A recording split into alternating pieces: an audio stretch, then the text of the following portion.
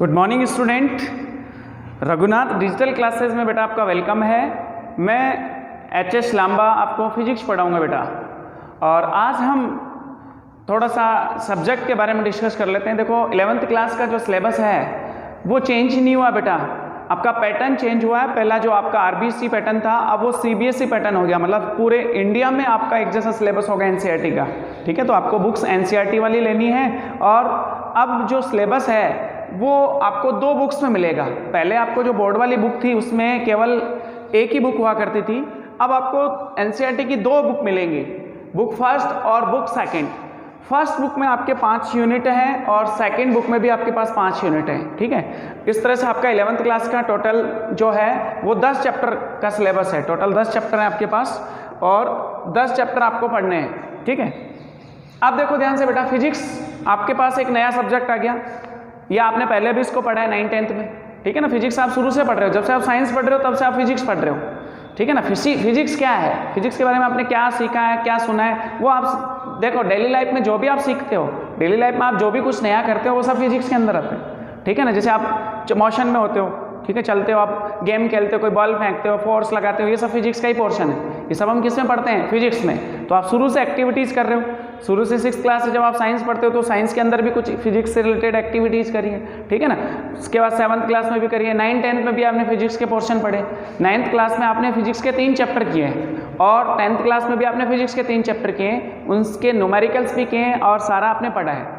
तो मैं आपको थोड़ा सा 9th क्लास वाला एक बार ओवरव्यू देता हूँ, फिर मैं वो 9th वाली जो फिजिक्स है और 10th वाली जो फिजिक्स है उसको पूरा पढ़ाऊंगा, अच्छे से एक्सप्लेन करूँगा। कुछ जब लेक्चर में उसके लूँगा उसको मैं 0 लेक्चर में डालूंगा। ये आपके 11th का सिलेबस है, पर 9th-10th वाली जो फिजिक्स का इंट्रोडक्शन है वो 0 लेक्चर में हम देंगे। और कुछ मैथ्स की चीज़ें जो फिजिक्स में बहुत काम आती है, मतलब जो फिजिक्स की है ना, कुछ टॉपिक्स के नाम बता रहा हूँ, वेक्टर, इंटीग्रेशन एंड डिफरेंशिएशन और थोड़ा बहुत लॉग। ये मैथ्स के 4 टॉपिक हैं। जो बोर्ड वाली बुक थी उसमें चैप्टर 2 था अपना, बोर्ड वाली बुक जो थी 11th क्लास की उसमें चैप्टर 2 में चारों टॉपिक बहुत अच्छे से दिए हुए, आप वहीं से उसको पढ़ सकते हो, बोर्ड वाली बुक से आप पढ़ सकते हो। और अब जो हम 11वीं क्लास वाली बुक डिस्कस करेंगे एनसीईआरटी, उसमें वो चैप्टर्स के बीच में दिया हुआ है, कहीं अलग से वो टॉपिक नहीं पढ़ाया हुआ, तो हम उसको 0 चैप्टर में पढ़ेंगे। इस पर तो हम बहुत लेट आएंगे बुक में, तो पहले हम 0 चैप्टर के अंदर या 0 जो अपना लेक्चर होगा 0 चैप्टर, उसमें बहुत सारी चीज़ें पढ़ेंगे जो फिजिक्स की होंगी। ठीक है, तो 0 लेक्चर में हम वेक्टर, डिफरेंशिएशन, इंटीग्रेशन, 9th-10th की कुछ फिजिक्स की जो टॉपिक्स थे, 9th के जो फिजिक्स के टॉपिक थे हम उसको डिस्कस करेंगे, वो सब 0 चैप्टर में आएगा। ठीक है, अब देखो ध्यान से, मैं बता रहा था आपको कि 9th क्लास में फिजिक्स का आपने क्या क्या पढ़ा था। 9th क्लास में फिजिक्स में आपने एक चैप्टर पढ़ा था, पहले मोशन, एक चैप्टर पढ़ा था मोशन, उसके बाद दूसरा चैप्टर पढ़ा था ग्रेविटेशन और 3rd चैप्टर पढ़ा था साउंड। ठीक है ना, तीनों फिजिक्स के पोर्शन है। पहला जो चैप्टर है ना मोशन, 11th क्लास की ज़्यादातर जो चैप्टर है ना उससे रिलेटेड ही है, मोशन से रिलेटेड। हम ज़्यादातर चैप्टर में मोशन ही पढ़ते हैं। ठीक है ना, टाइप्स ऑफ मोशन पढ़ते हैं हम, कई टाइप्स के मोशन करेंगे। वहाँ केवल हमने मोशन के बारे में पढ़ा था और मोशन के अंदर छोटी छोटी चीज़ें हमने कुछ इंपॉर्टेंट डेफिनेशंस पढ़ी थी, like speed, velocity, displacement, distance, acceleration, इन सब की हमने डेफिनेशंस पढ़ी थी। 11th क्लास में भी ये सब चीज़ें पढ़नी है, बट उनको हम डिटेल से पढ़ेंगे। ठीक है ना, इनके एक्सपेंडेड फॉर्म पढ़ेंगे। मोशन के अंदर आपने इक्वेशन ऑफ मोशन भी पढ़ी थी। ठीक है ना, इक्वेशन ऑफ मोशन करी थी, उनका यूज कहाँ होता था, कैसे हम न्यूमेरिकल सॉल्व करते थे, वो सब चीज़ें हम डिस्कस करेंगे। उसके बाद अगला चैप्टर आपने ग्रेविटेशन पढ़ा था, तो ग्रेविटेशन के अंदर अपन ने फोर्स की बात करी थी, ग्रेविटेशनल फोर्स, ठीक है, ग्रेविटेशनल एक्सेलरेशन, छोटा मोटा ही, मतलब ज़्यादा नहीं पढ़ा था वहाँ पे, बहुत कम डिस्कस किया था।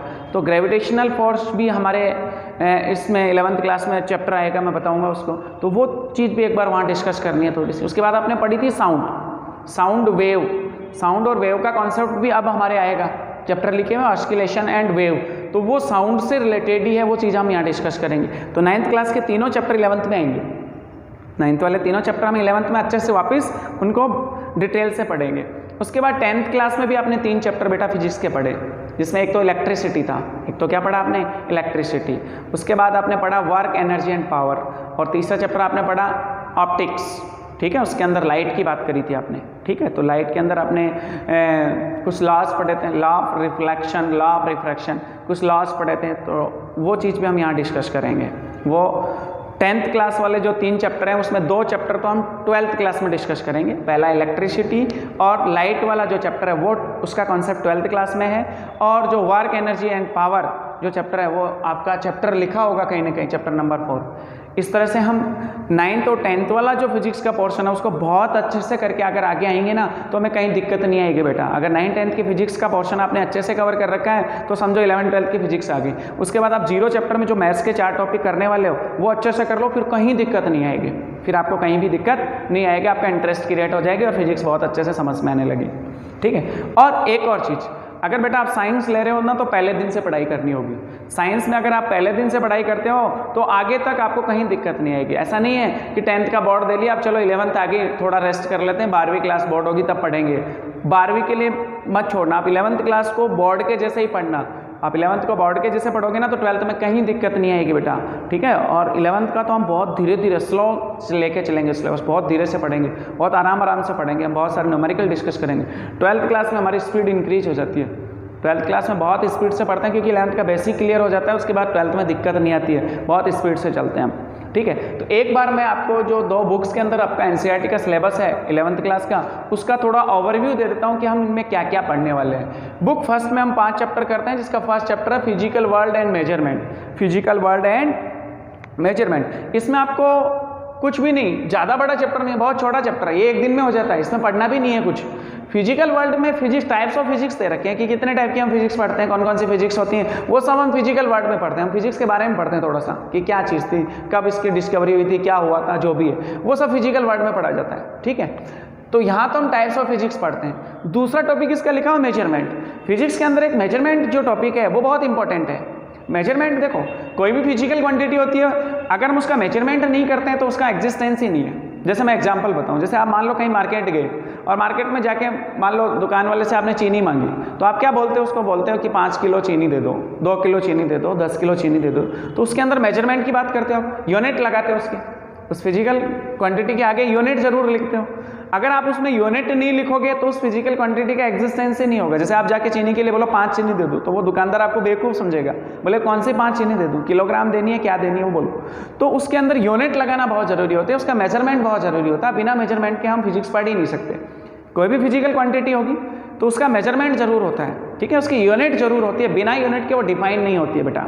ठीक है। जैसे हम स्पीड, जैसे डिस्टेंस की यूनिट बोले अपन, डिस्टेंस को हम किस में मेजर करते हैं, मीटर में मेजर कर सकते हैं, सेंटीमीटर में मेजर कर सकते हैं, किलोमीटर में मेजर कर सकते हैं। ठीक है। तो लेंथ या डिस्टेंस होती है उसको हम मीटर, सेंटीमीटर, किलोमीटर में मेजर करते ही हैं बेटा। फिट में भी मेजर करते हैं, बहुत सारी यूनिट होती हैं उसको मेजर करने की। तो वो एक तरह से उसका मेजरमेंट हुआ। जैसे आप पानी या दूध होता है, दूध को मेजर करते हो लीटर में, ठीक है ना, लीटर ml ऐसा कुछ बोलते हो, तो उसका भी मेजरमेंट हुआ। जैसे आप टाइम का मेजरमेंट करते हो तो टाइम आप देखो सेकंड में, मिनट में, आवर में, तो इस तरह से आप टाइम का भी मेजरमेंट करते हो। तो मेजरमेंट जो है टॉपिक वो बहुत ज़रूरी है फिजिक्स में। फिजिक्स नहीं, किसी भी आप क्वांटिटी की बात करो, बिना मेजरमेंट के वो डिफाइन नहीं होती है। तो ये वाला जो चैप्टर है बहुत छोटा चैप्टर है, बहुत आसान चैप्टर है, ईजी है, इसमें हमें ज़्यादा नहीं पढ़ना होता है। इंपॉर्टेंट है आपका मेजरमेंट।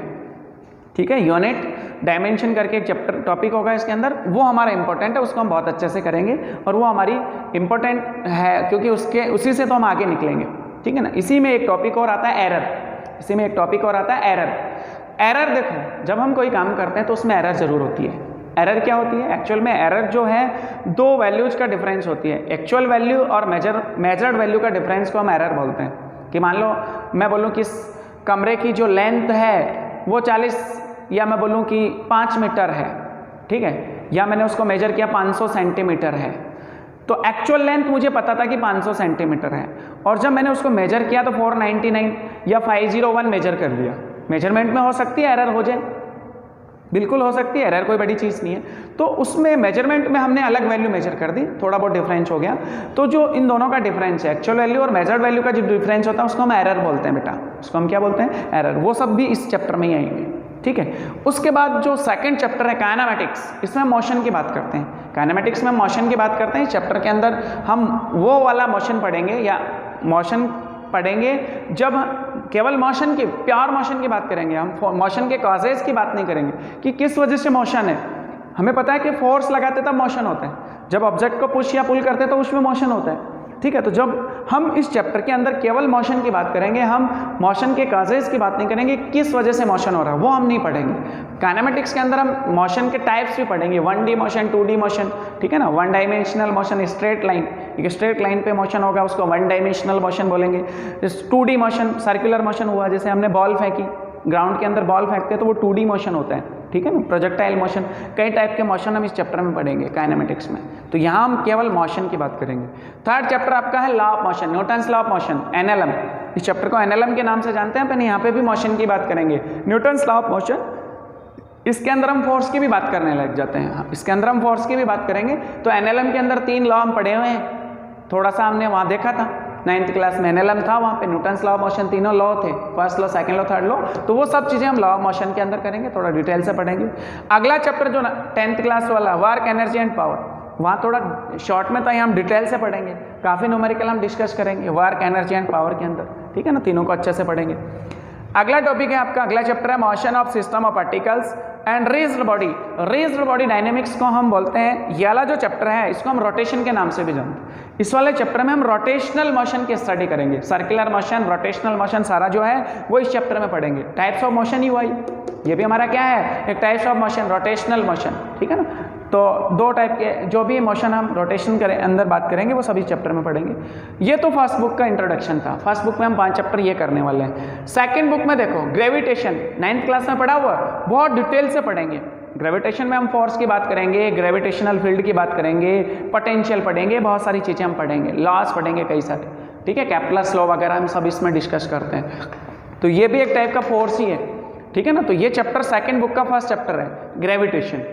उसके बाद चैप्टर नंबर 7 में प्रॉपर्टीज ऑफ बल्क मैटर, मतलब इसमें सॉलिड और गैसेस की प्रॉपर्टीज, ठीक है ना। तो सॉलिड और गैसेस, थोड़ा केमिस्ट्री से भी रिलेटेड ये वाला चैप्टर।